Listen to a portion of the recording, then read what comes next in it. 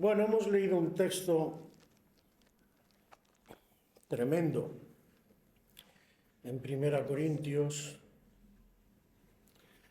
Empieza diciendo: mas ahora Cristo ha resucitado de los muertos, primicia de los que durmieron es hecho. Porque por cuanto la muerte entró por un hombre, también por un hombre la resurrección de los muertos. Porque así como en Adán todos mueren, también en Cristo todos serán vivificados. Pero cada uno a su debido orden.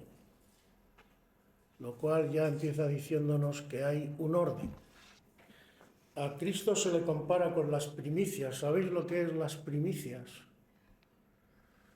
Las primicias era cuando la tierra daba los primeros, por eso se llaman las primicias, los primeros frutos. Y entonces las primicias era en la Pascua normalmente, la fiesta de los panes sin levaduras, se presentaban unas ofrendas al templo, pero en las primicias se presentaba esto: la espiga.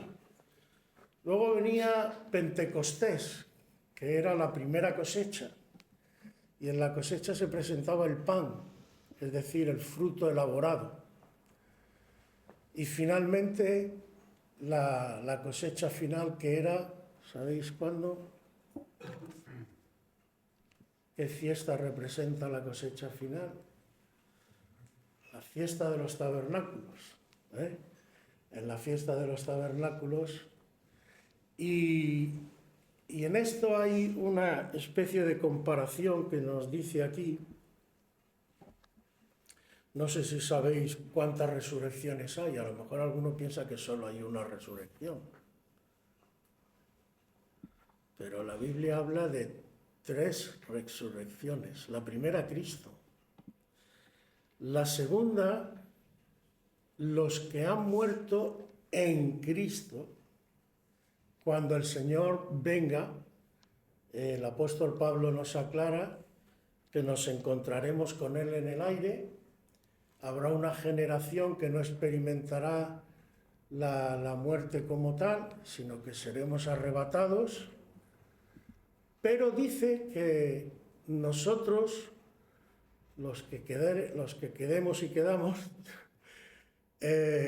cuando el Señor vuelva, dice que no precederemos a los que han muerto en Cristo, porque va a haber una resurrección solamente de aquellos que han muerto en Cristo, que primero ellos se van a encontrar con el Señor en el aire y después nosotros seremos arrebatados. Y luego viene una tercera resurrección, que es al final ya de todo, cuando todos los muertos van a resucitar para ser juzgados delante del gran trono blanco del Señor. Aleluya. Y por eso digo que esto a lo mejor alguno no lo sabía, pero no hay una sola resurrección, hay 3 resurrecciones. Pero esto nos da a entender algo que tiene que ver con lo que el Señor ha puesto en mi corazón en el día de hoy. Y es que aquí lo habéis mismo leído y escuchado, pero cada uno en su debido orden. Hay un orden. Dios es un Dios de orden. Y muchas veces con el Señor nos equivocamos cuando no tenemos en cuenta características del Señor, cómo es el carácter del Señor. ¿Y por qué digo esto? Porque fijaos que aquí, si seguimos leyendo, dice: porque preciso es, versículo 25, que Él reine hasta que haya puesto a todos sus enemigos debajo de sus pies. El Señor tiene que reinar hasta que todos sus enemigos se han puesto por estrado de sus pies. Yo os haría una pregunta. ¿Y qué se lo impide? ¿Por qué estamos esperando tanto tiempo? ¿Es el Señor Todopoderoso? ¿Está reinando?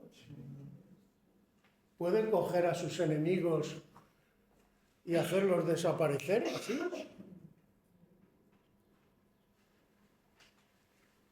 ¿Qué pasa? Buena pregunta, ¿eh? Pues que el Señor es como es. Podía hacer muchas cosas, pero por eso el Señor dice en otro sitio, creo que es en Jeremías, dice, alábese en esto el que se hubiere de alabar, en entenderme y en conocerme, porque misericordia quiero y no sacrificio. Es importante, por eso la Biblia llama un montón de veces al conocimiento del Señor, a cómo es el Señor. ¿Y cómo puedo yo saber cómo es el Señor? Estoy hablando del Dios del cielo y de la tierra. ¿Se puede saber cómo es el Señor? ¿Para qué crees que tenemos esto? Esto mucha gente juega con ella y hace mal. Con la Biblia se han justificado tantas cosas, muchas de ellas malas incluso. Porque a veces cogemos la Biblia a nuestra manera. El otro día dije, y lo repito, esto tiene que quedarse muy grabado en vuestros corazones,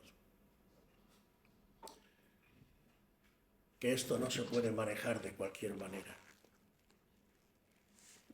Esto es una palabra, entre otras cosas, revelada.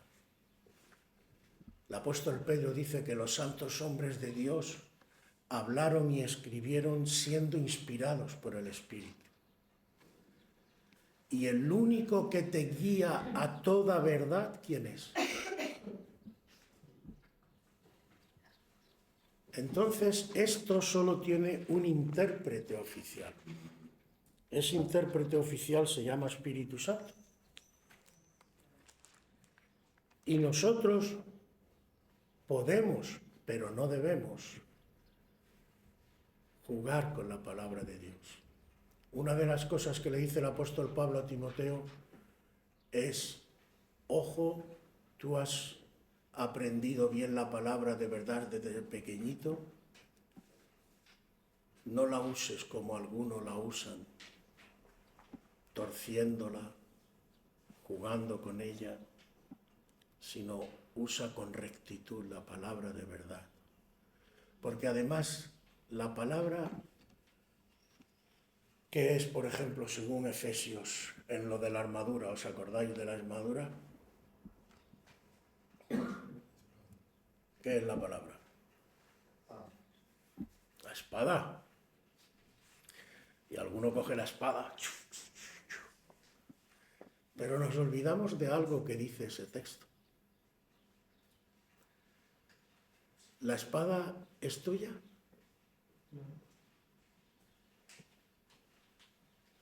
¿O es, como dice el texto, la espada del Espíritu? Si es del Espíritu, no es tuya. Y para poderla manejar bien, un siervo de Dios lo primero que tiene que buscar es sujetarse al Espíritu. Para que sujeto al Espíritu, siendo dirigido por el Espíritu Santo, tú puedas usar con rectitud la palabra de verdad. Porque en la palabra se nos revela Dios. Dios como es. Y yo puedo coger, de hecho muchos lo hacen, y coger las letras, acomodarlas, interpretarlas a mi manera. De hecho, hay un texto tremendo que a mí me pone los pelos como escarpia, donde dice que en los postreros tiempos se volverán a las fábulas. Es decir, inventarán explicaciones sobre lo que la Biblia dice para que donde diga digo, para ellos diga Diego, como decimos en español.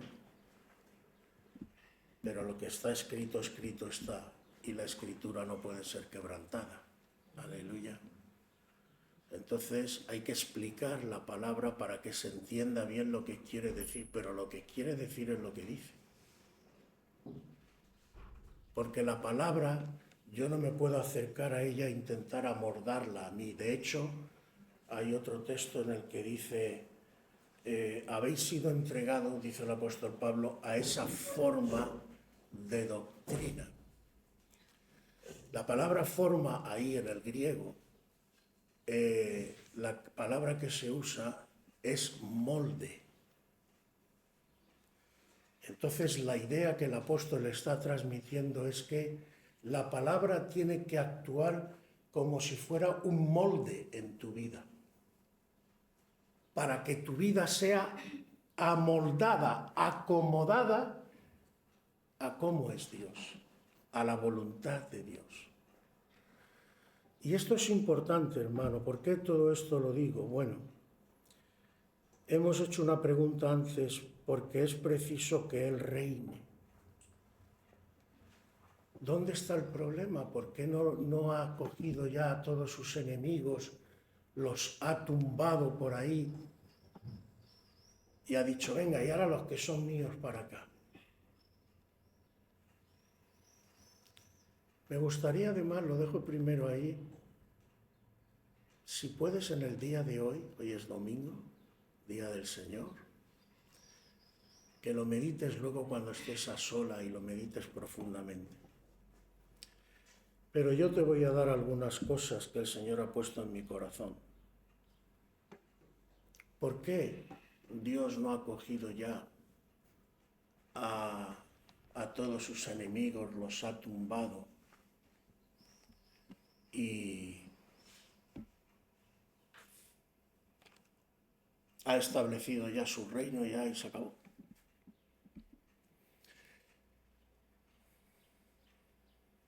Vamos a ir al principio, a Génesis.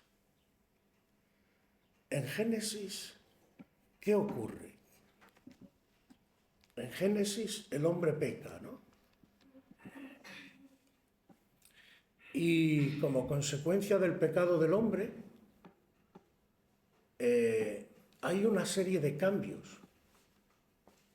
Entre otras cosas, según la palabra del Señor, Satanás se apodera de este mundo, porque este mundo había sido dado a Satanás originalmente. ¿A quién fue dado? El hombre, digámoslo en un lenguaje para entendernos, Adán y Eva eran el representante de Dios en la tierra. Yo te he puesto, hasta los animales le obedecían. Y a partir del pecado, el hombre pierde esto. ¿Y quién se apodera de ello? Satanás. Otra pregunta que yo haría. ¿Por qué se apodera Satanás?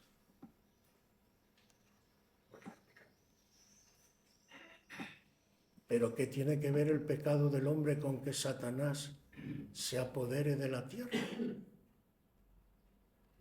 ¿Vais entendiendo por dónde voy?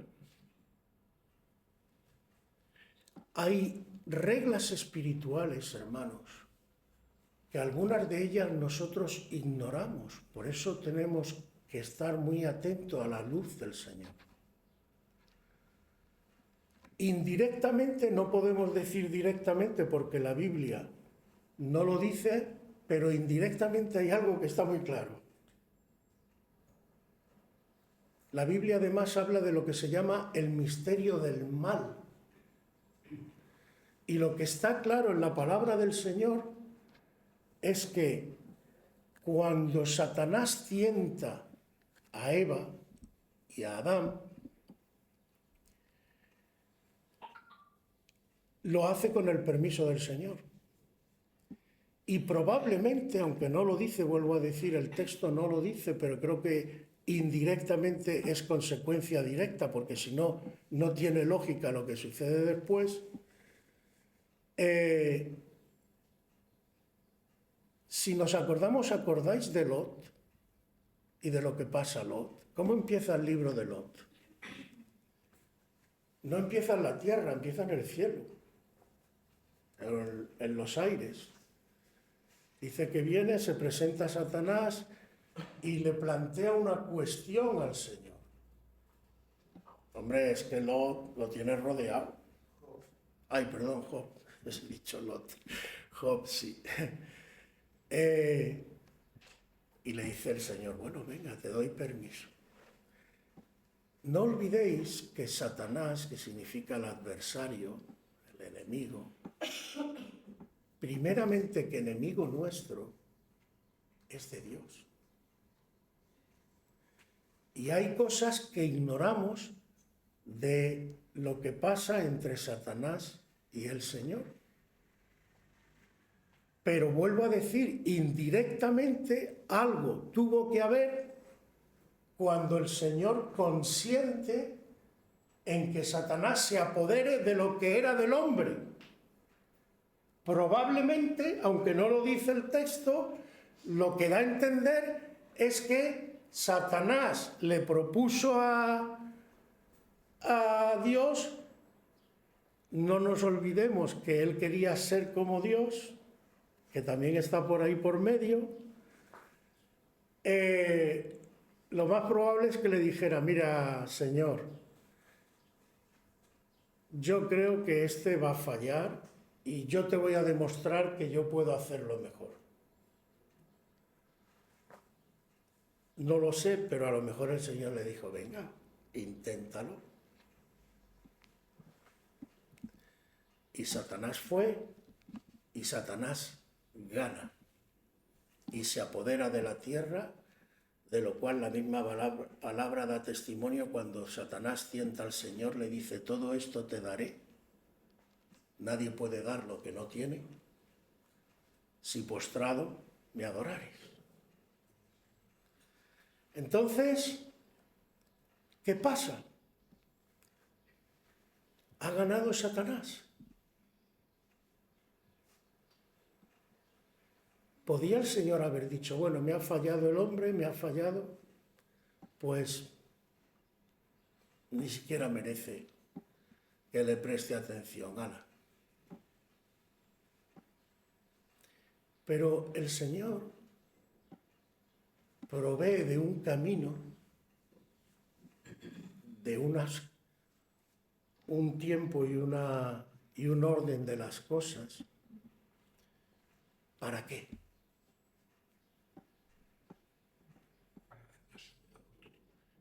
El Señor va a permitir que Satanás le venza.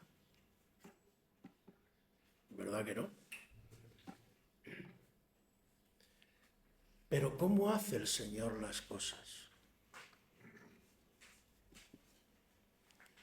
Porque claro, esto implica muchas cosas y esto sería realmente para hacer un seminario y largo, pero un par de apuntes, hermanos, que son importantes. Dios quiere que tú le obedezcas porque no te obliga. Tiene poder para hacerlo. Entonces, ¿qué hemos dicho al principio? Hay que conocer el carácter de Dios, porque muchas cosas no se pueden explicar ni entender si no conocemos el carácter de Dios. Y hay que tener en cuenta, por ejemplo, que Dios es amor, que Dios es misericordioso, que Dios es infinitamente sabio, que Dios es paciente. Pero con respecto al hombre, además, tenemos algo muy serio, hermano y hermana, muy serio. Porque ¿cuál es el propósito inicial de origen en Génesis? de Dios para crear al hombre.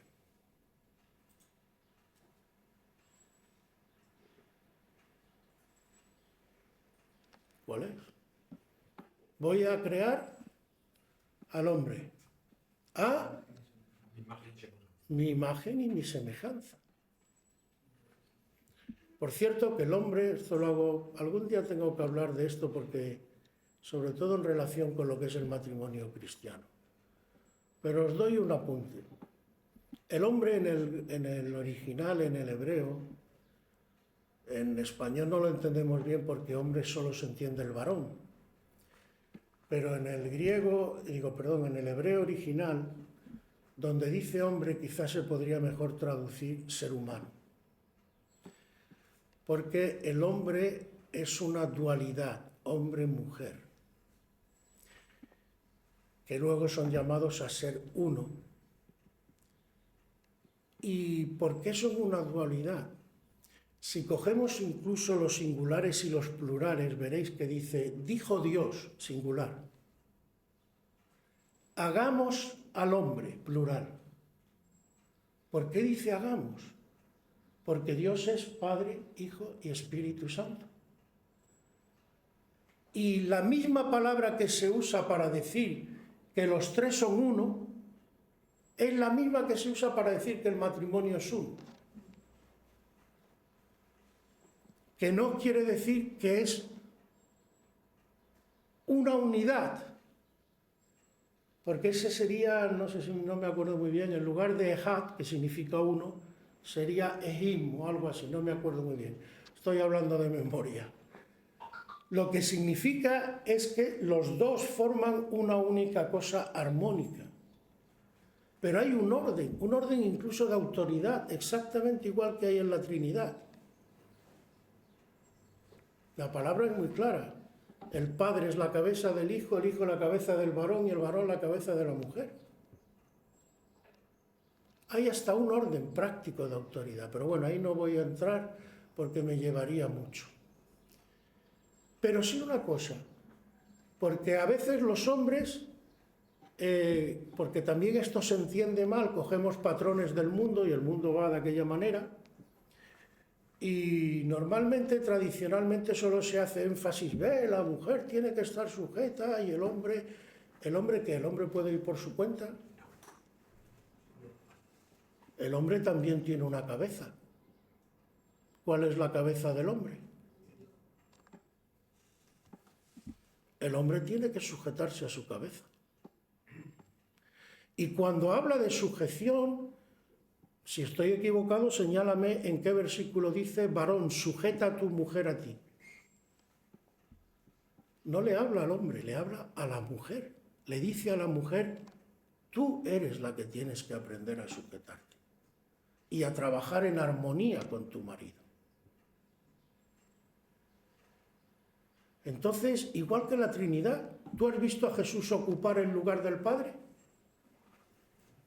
Incluso cuando le preguntan los discípulos en el libro de los Hechos y le dicen, ¿vas a restaurar el reino? Y el Señor dice, tranquilo, no os corresponde a vosotros saber los tiempos y las sazones que ¿quién? Puso en su sola potestad. La Trinidad, si os cogéis, tiene un reparto incluso de funciones. El Padre hace los tiempos y las sazones. ¿Quién hace los ministerios? Cristo. ¿Y quién da los dones? El Espíritu Santo. Entonces, la Trinidad, desde un punto de vista no teórico, sino práctico, funciona así.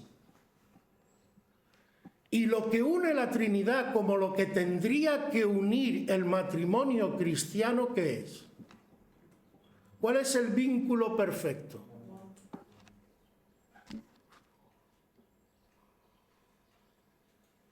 ¿Veis cómo todo cuadra? Si la palabra del Señor está toda perfectamente cuadrada cuando la miras desde un punto de vista espiritual, evidentemente. Cuando la cogemos humana y carnalmente, pues Pero bueno, me he ido demasiado, no quería irme tanto. Vamos a retomar el tema.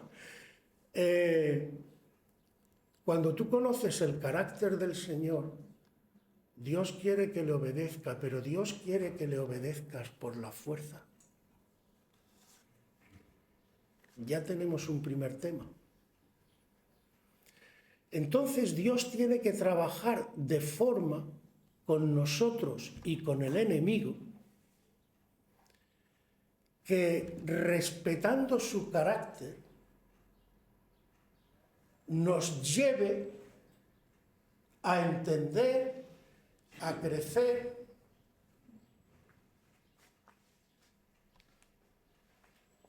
y a desligarnos totalmente del enemigo.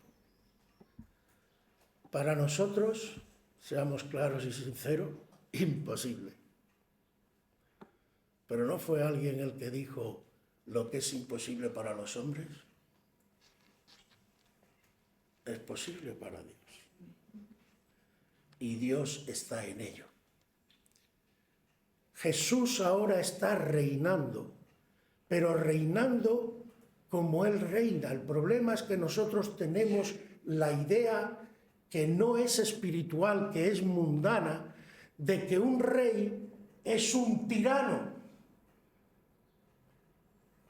Pero Dios no funciona así.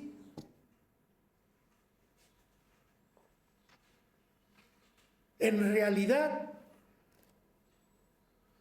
¿qué pasa en el jardín del Edén mismo? Dios le dice a Adán, no comáis de la fruta del árbol prohibido. El hombre desobedece. Dios podía haber dicho, ahora me las vas a pagar todas juntas. ¿Por qué no lo hace? ¿Cuál es la postura de Dios? De la cual además podríamos nosotros aprender mucho también, incluso como hermanos, cónyuges y como padre. ¿Tú crees que eso realmente te va? Mira que yo ya te lo he dicho de antemano. Él nos dice las cosas de antemano. No hagas esto, no hagas lo otro, compórtate de esta manera. ¿No quieres hacer caso? ¿No lo crees? ¿Tú pones en duda que yo te lo estoy diciendo por amor? Hazlo, tira, a ver dónde te lleva. Para que tú mismo, de ti mismo, te des cuenta a dónde te lleva tu desobediencia.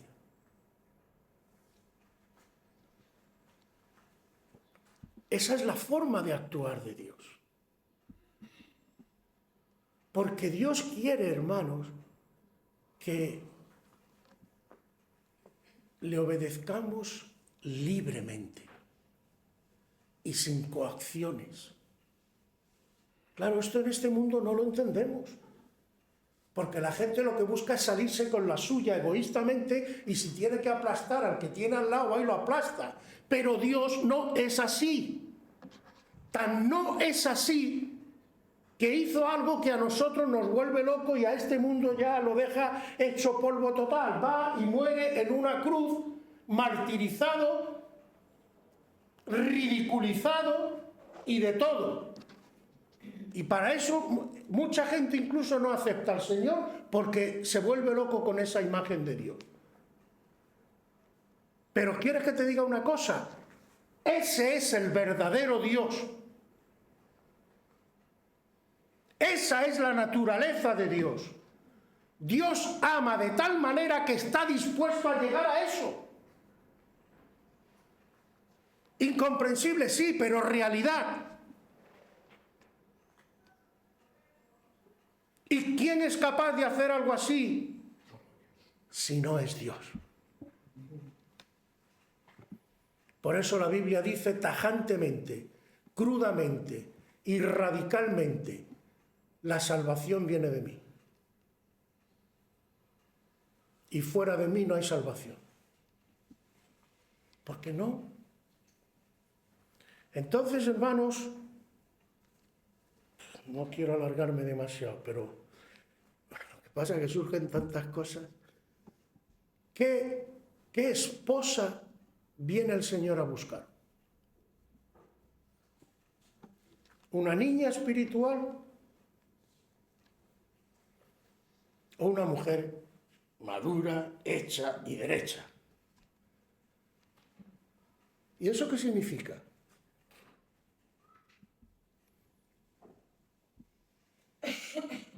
¿De dónde sale la mujer? Del hombre, ¿no? Son de la misma naturaleza. ¿De dónde sale la iglesia? El que se une al Señor, un espíritu es con él.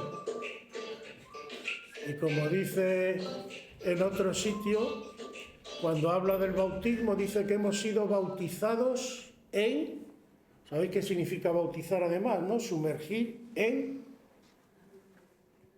¿En quién hemos sido bautizados? Hemos sido sumergidos, somos su cuerpo. Su naturaleza tiene que estar en nosotros por todos lados. Entonces lo que Cristo viene a buscar es una iglesia en el que Él, al mirarla, se reconozca. Igual que le pasó a Adán con Eva. Esto es carne de mi carne y hueso de mis huesos.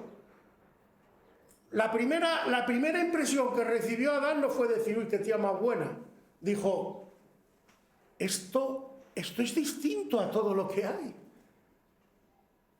Yo me veo a mí mismo en ella.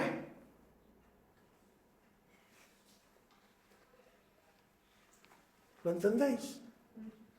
Entonces, hermanos, y voy terminando, yo creo que es tiempo, sinceramente lo creo, ya he dicho en algunas otras predicaciones algunas cosas a este respecto, pero creo que se acerca el tiempo en que la Iglesia tiene que ir alcanzando madurez. Pero madurez espiritual, hermano. ¿Y qué significa esto?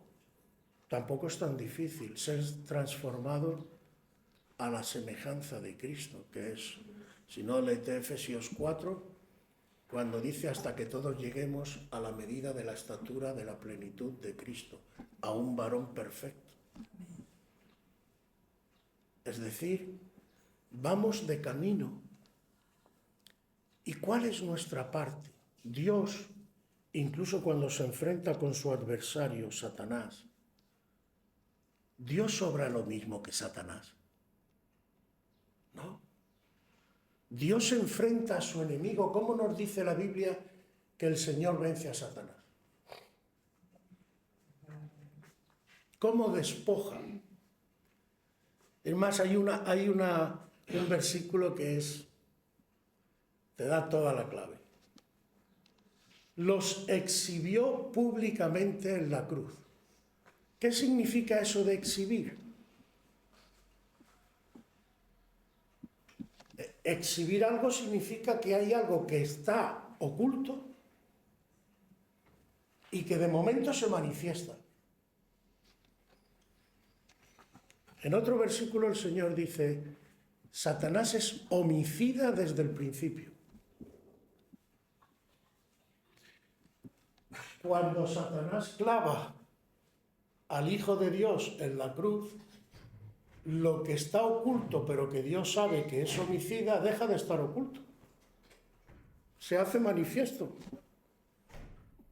Y los demonios y los principados malignos y las potestades malignas quedan como lo que son. Asesinos criminales que no le han importado matar al mismo Hijo de Dios. ¿Os acordáis de todas las parábolas que el Señor y de los ejemplos que el Señor le pone a los escribas y fariseos cuando les dice, voy a mandar a mi siervo, bueno, voy a mandar al Hijo, a ver si tienen respeto del Hijo? ¿Os acordáis de esas parábolas y de esos ejemplos? ¿Y qué dice el Señor? Y al Hijo cogieron y lo mataron. ¿Qué hará el Señor de la casa cuando venga? Y muchos de esos pasajes también nos dice que los fariseos entendían perfectamente de qué les estaba hablando el Señor. Y sabía que iba para ellos. Pero el Señor, vuelvo a decir, tiene su propio carácter.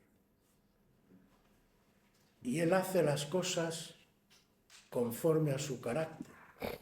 ¿Y eso qué significa, entre otras cosas? Que la Iglesia, su amada, la que tiene intimidad con Él, tiene que aprender del Señor para hacer las cosas como Dios quiere que se hagan. No a combatir de cualquier manera, ni a usar herramientas del mundo, ni a hacer las cosas como el mundo las hace. Porque no somos del mundo. Estamos en el mundo. Con una misión, por cierto. ¿Sabéis cuál es nuestra misión? Somos ¿qué? Embajadores de Cristo. ¿Y qué hace un embajador? Representar su nación en otra nación. Pero, ¿qué normas rigen sobre ese embajador? Las del país a la que representa. Aleluya. Entonces nosotros tenemos que practicar y hacer las cosas como Dios las hace. Y Dios irá obrando hasta que todo esté bajo su control. Y fijaos que la cosa es muy clara. Y con esto termino. La última parte de la lectura dice claramente,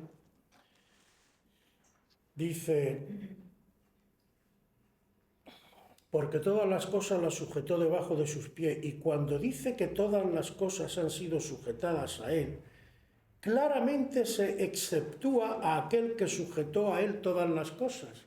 ¿Veis cómo funciona el orden? Hay un orden, hasta en la Trinidad.